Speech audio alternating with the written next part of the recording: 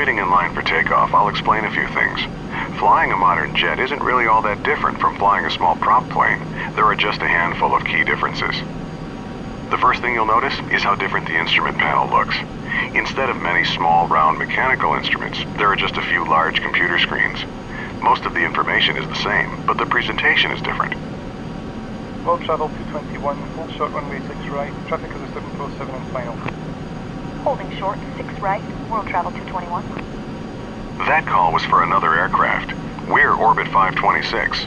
I'll handle the radios during this flight, so don't worry if you miss anything. I'll tell you what to do.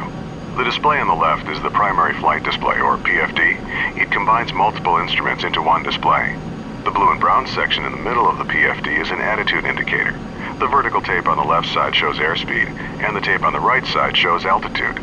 At the bottom in the middle is a horizontal situation indicator, which shows heading, and to the right of that is a vertical speed indicator.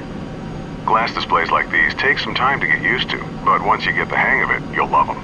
The display to the right of the PFD is the navigation display, which shows a top-down view of the aircraft's position relative to navigational aids and the flight planned route. You can change how the map looks by using the format and range knobs on the left side of the panel. Try it now if you want to. Okay, the third display is the Engine Indication and Crew Alerting System, or ICAS. The default page shows engine information, gear and flap positions, fuel quantity, and warning and caution messages. You can scroll through the different ICAS screens by clicking the up and down buttons at the bottom of the display. Each screen provides information about a different aircraft system. For this flight, keep the engine gauges showing on the ICAS. The top gauges are labeled N1. As we fly, I'll give you suggested thrust settings. Use your joystick throttle lever or the F2 and F3 keys to move the N1 needles to the settings I suggest. The rows of buttons and knobs just below the windshield is the mode control panel for the autopilot. We won't be using the autopilot on this flight, so don't worry about any of that for now. A big difference between jets and piston aircraft is that in a jet, the engines take a while to spool up. This means that if you add or reduce thrust, there will be a slight delay before your action has any effect. This fact, combined with the jet's higher speed, means that you need to plan ahead. World travel 221, taxi into position and hold. Position and hold, world travel 221. Jets have flaps just like piston aircraft. They're used during takeoff and landing to increase both lift and drag. Lower the flaps to 20 degrees for takeoff now by pressing the F7 key 3 times. You can see the flap indicator on the ICAS. Orbit 526, hold short runway 6 right. We'll hold short 6 right, Orbit 526. Okay, follow the 737 ahead of us, but hold short of the runway. Release the brakes by pressing the period key and apply some thrust to get us going.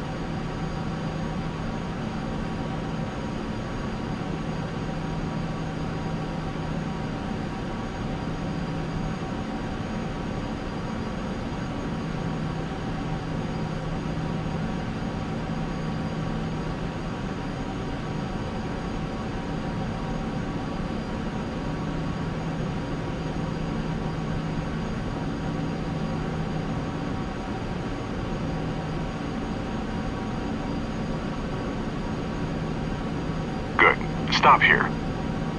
One last thing. During the takeoff roll, I'll call out 4 speeds. When I call 80 knots, glance at your airspeed tape to verify it's moving and indicating approximately the same speed as mine. When I call V1, it means we're at the speed where we're committed to taking off, because there isn't enough runway to stop at that point.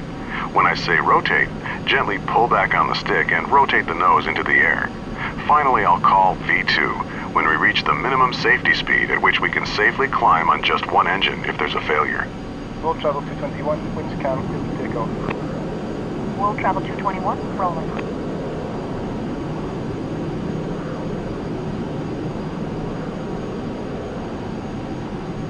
Orbit 526, taxi into position and hold. Position and hold, orbit 526. Okay, we're cleared to taxi onto the runway, but not to take off yet. Taxi ahead and turn right onto the runway. Stop once you're on the runway and lined up with the center line.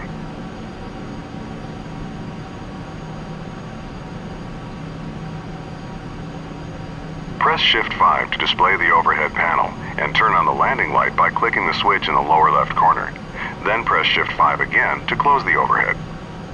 Before we take off, let's review exactly what will happen. You'll control the aircraft, I'll handle the radios. I'll call out 80 knots, V1, rotate, and V2. When I say rotate, gently pull back on the stick to raise the nose to 15 degrees nose up on the primary flight display. I'll tell you to retract the landing gear once we're climbing. Once we reach 1,000 feet above the runway, I'll tell you to pitch down to 10 degrees nose up and to raise the flaps so we can accelerate. Our initial climb will be to our cruise altitude of 6,000 feet, and the departure controller will probably tell us to make a left turn to the west. I'll let you know when to turn. Orbit 526, winds are calm, runway 6 right, clear for takeoff. Cleared for takeoff, orbit 526. All right, we're cleared to go. When you're ready, use the throttle lever on your joystick or press the F3 key to add thrust. Start with 50% N1. Let the engine stabilize and then increase thrust to 100%.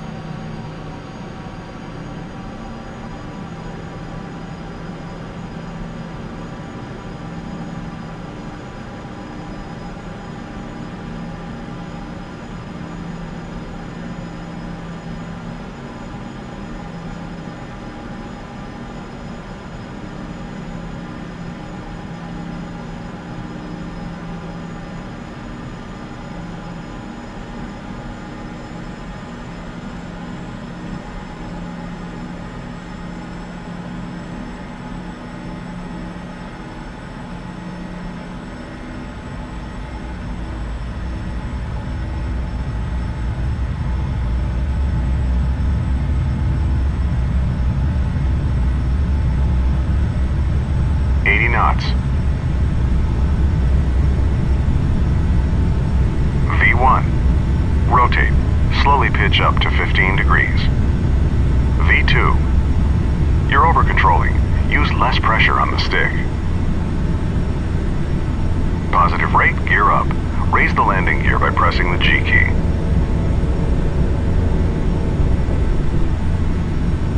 Orbit 526, contact departure. Okay, move the stick to adjust pitch to 10 degrees nose up on the primary flight display, and raise the flaps. Reduce thrust to about 80% N1 to keep our speed below 250 knots. Climb and maintain 6,000 feet. Orbit 526, switching. Edinburgh departure, Orbit 526 with you, climbing to 6,000. Orbit 526, roger. Orbit 526, turn left, heading 270. Left to 270, orbit 526. Okay, it's time for the turn. Make a nice easy left turn until our heading is 270 degrees. That's due west. Let's run through the after takeoff checklist. Landing gear, up.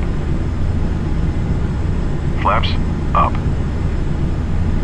Level off at 6,000 feet and reduce thrust to about 60% N1. That should give us about 250 knots.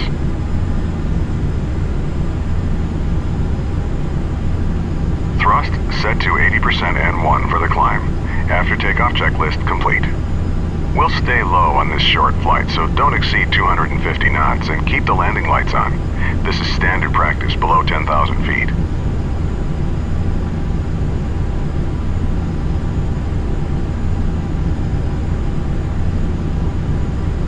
Orbit 526, resume resume own navigation. Resume own navigation, orbit 526. All right, we've been told to resume our own navigation. This means the controller will no longer be giving us vectors, and we should follow our filed flight plan. Our flight plan route takes us to a point that will line us up for an approach to Glasgow's runway 23, which is currently the active runway. You can use the mission compass to navigate to that point, or you can follow our flight plan on the map page of the navigation display. The pink line on the screen is the path we should be following.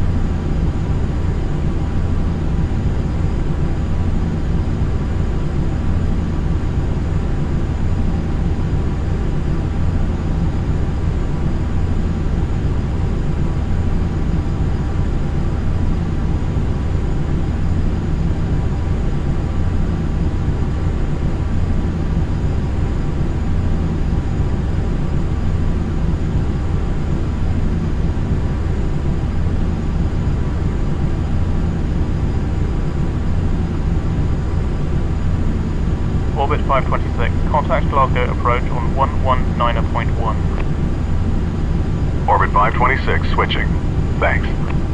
Glasgow approach, Orbit 526 with you. Orbit 526, Glasgow approach. Good morning. Reduce speed to 210 knots. Expect vectors for the visual approach, runway 23 at Glasgow. Glasgow altimeter 29902. Slowing to 210 and we'll expect the visual for runway 23, Orbit 526. Bring the thrust back to about 50% N1, then adjust it to maintain 210 knots. Since the weather's good, the controller will line us up with the runway and give us clearance to proceed to the airport visually once we have the runway in sight.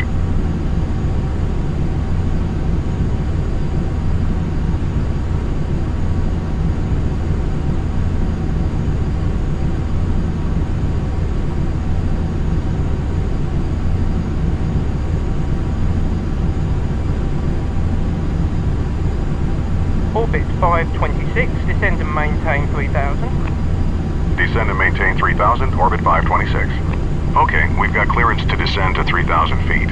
Reduce thrust to idle and gently push forward on the stick to take us down. Pitch to about 7 degrees nose down to maintain 210 knots as we descend.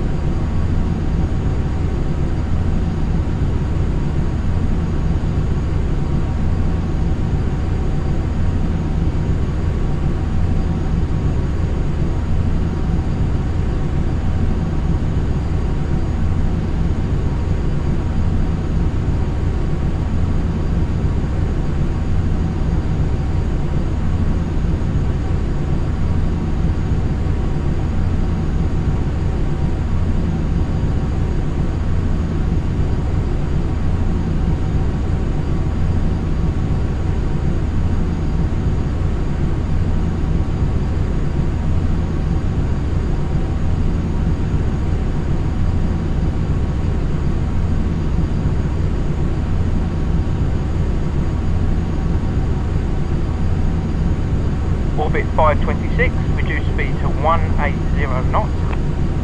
Slowing to 180, Orbit 526. Okay, now reduce thrust a bit to slow to 180 knots. Pull back on the stick a bit to keep the nose from dropping. Maintain 3,000 feet as you slow down. Okay, level off here at 3,000 feet and bring the thrust back up to about 50% N1 to maintain 210 knots.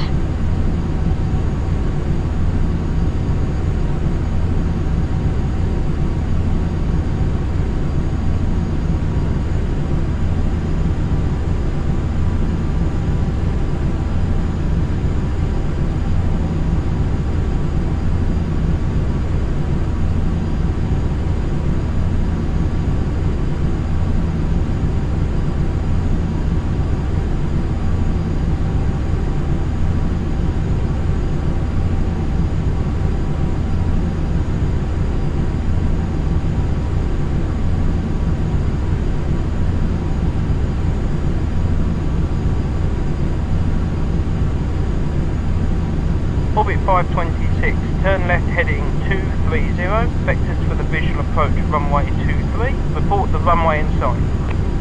Left to 230, looking for the runway, Orbit 526. Here we go. Turn left to 230 degrees. We should see the runway straight ahead once we roll out. Okay, I see the runway. Approach, Orbit 526 has the runway in sight. Orbit 526, cleared visual approach, runway 23. Cleared for the visual, orbit 526. Reduce thrust to idle and begin descending towards the runway. Lower the landing gear by pressing G and lower full flaps as we slow down. Press F7 3 times. In a large aircraft like this, the speed you land at changes depending on how heavy you are. At our current weight, our final approach speed will be 130 knots. Adjust thrust to maintain 130 knots as we descend toward the runway.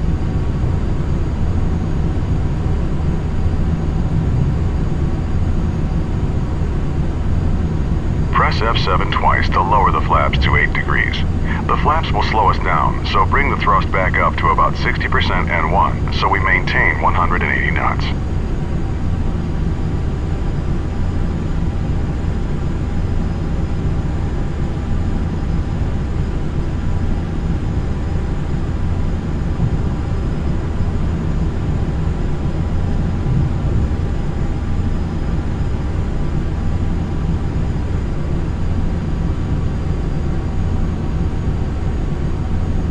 Orbit 526, contact tower on 118.8. Switching to tower now, orbit 526. Thanks. Glasgow Tower, orbit 526 with you on the visual approach for runway 23. Orbit 526, Glasgow Tower, you're number 1. Cleared to land runway 23. Wind calm. Cleared to land, orbit 526. We're cleared to land, so let's run through the before landing checklist. It's a short one. Landing gear, down. Flaps, set to 45 degrees. Landing checklist complete. Continue descending. Once we're about 50 feet over the runway, reduce thrust to idle and pull back on the stick slightly to touch down on the main wheels first. Then, slowly lower the nose.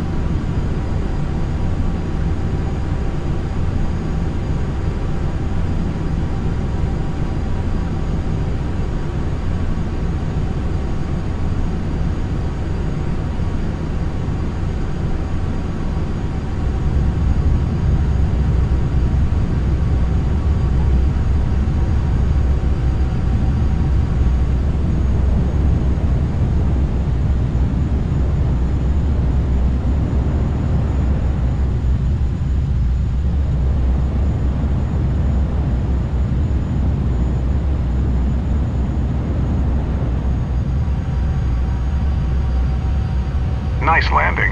Orbit 526, turn left next taxiway and contact ground on 121.7. Ground on 121.7, orbit 526. Turn left on the next taxiway. Once you're clear of the runway, stop, retract the flaps, and turn off the landing lights.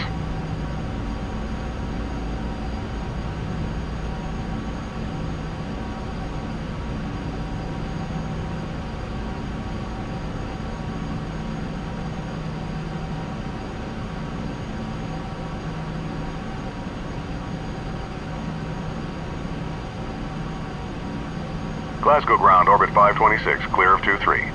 Orbit 526, taxi to the gate. Follow the 737 on the taxiway all the way to the runway. We'll follow the 37, orbit 526. Okay, just follow that 737 on the taxiway. He's going to the same ramp, just a different gate.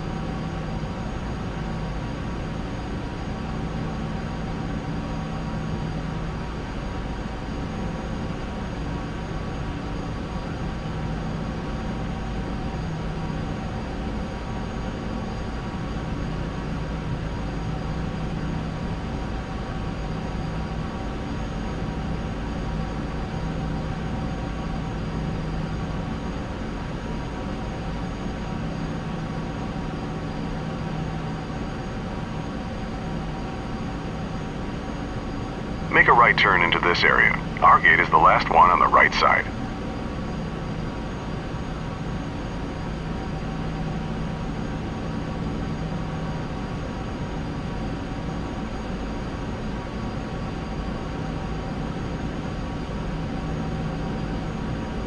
There's our gate at the end.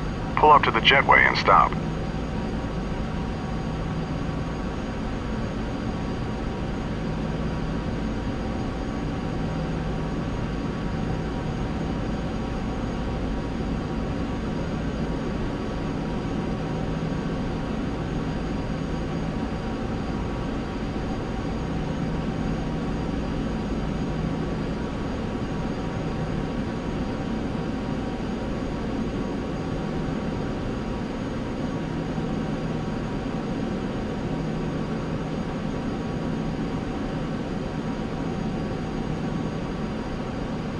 Stop here.